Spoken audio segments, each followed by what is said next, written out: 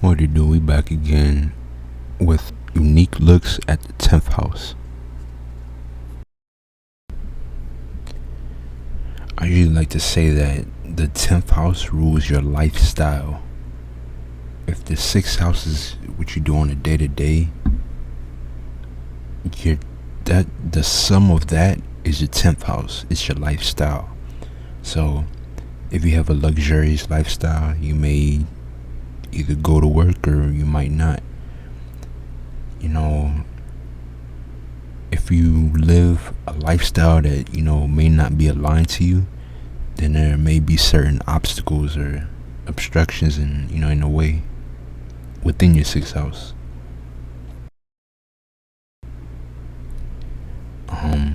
There's also the status of your life. If you live a certain lifestyle, other people are gonna know.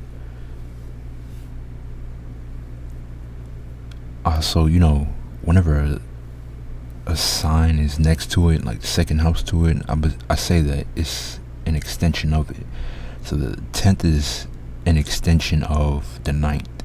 So if the 9th is experiences, then in order to have multiple experiences, you need time. That's basically what time is. It's the motion and progression of experiences back to back. And now the present is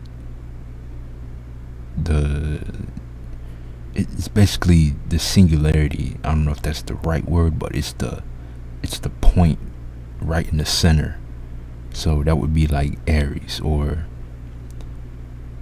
I guess you could say fourth. I guess you would really say fourth house, because the internal is always going to be the constant. This brings me to, again, the 10th house is an earth house, so it's always going to be harmonized with the 8th house, the Scorpio, or the 12th house in Pisces. It's always going to be on the axis of the 4th house. The 10th and 4th house axis is very important. It's basically the inner and outer world. So if the 4th is how you feel and self-reflection, the 10th is almost like an accumulation of that. It's like your reality. It's your reality. The 4th is your internal reality, and the 10th is your external, reality.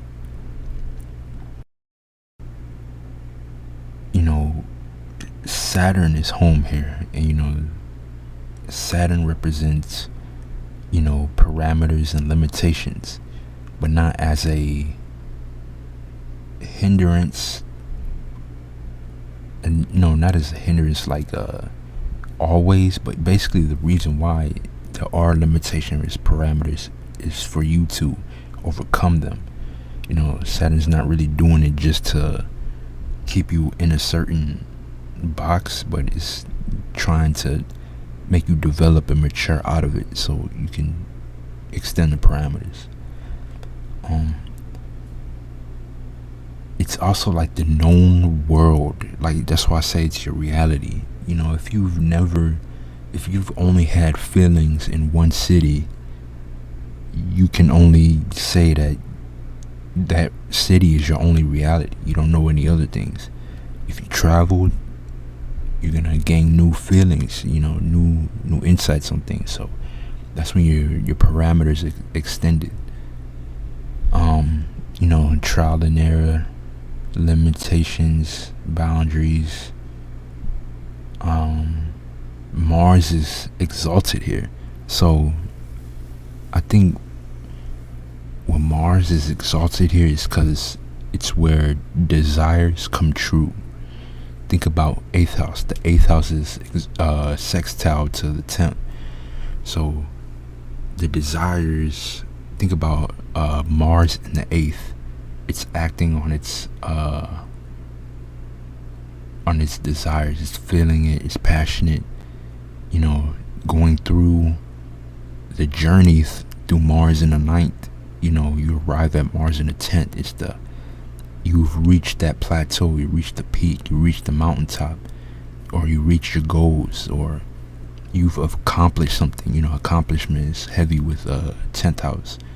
It's like it's getting things done. It's the finish line. It's like the trophy. It's the victory.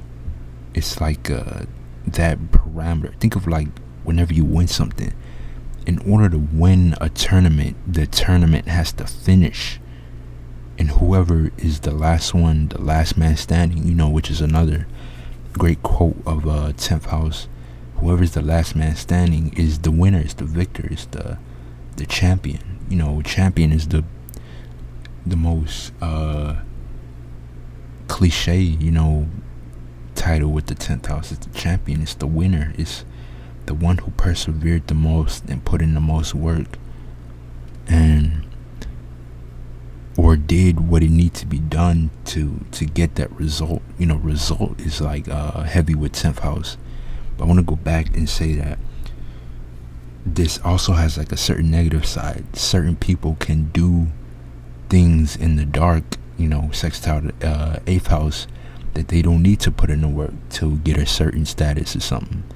10th was always harmonized with water, so whatever you do in the dark, a lot of people won't know it. So a lot of people get to certain statuses, certain positions, and you may question how they got there when you've never seen, you'll never really see the work someone puts in, but how honorable is it? That's the axis, or that's really the balance point of the 10th house, or the measurement, or the metric that you can measure someone by.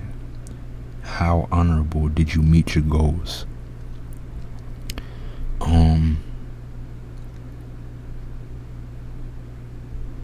Saturn, in 10th house represents trial and error. So whatever sign you have here, you may go through a lot of trial and error here, or that may be the energy signature that you experience more of trial and error in.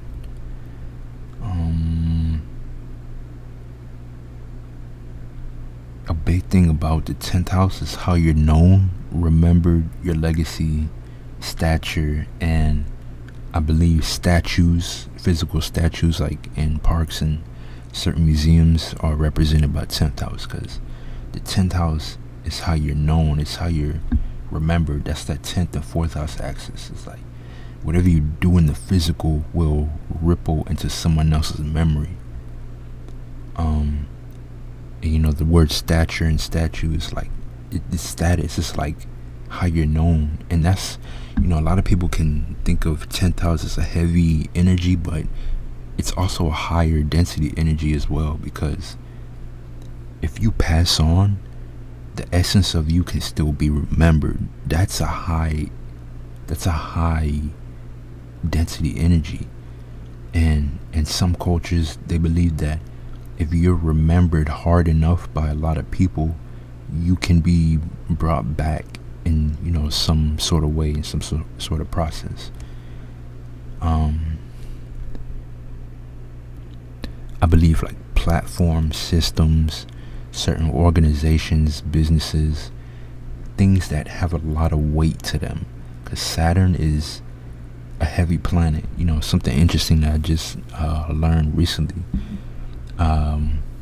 is that Jupiter expands and gives off twice as much heat as it gets from the sun. But Saturn is like it condenses in itself. That's why you see at the poles of Saturn they make that like hexagon shape. That's because they're like condensing in itself and has a lot of gravity. That's why I believe that Saturn and Jupiter have the most moons, because they hold the most weight.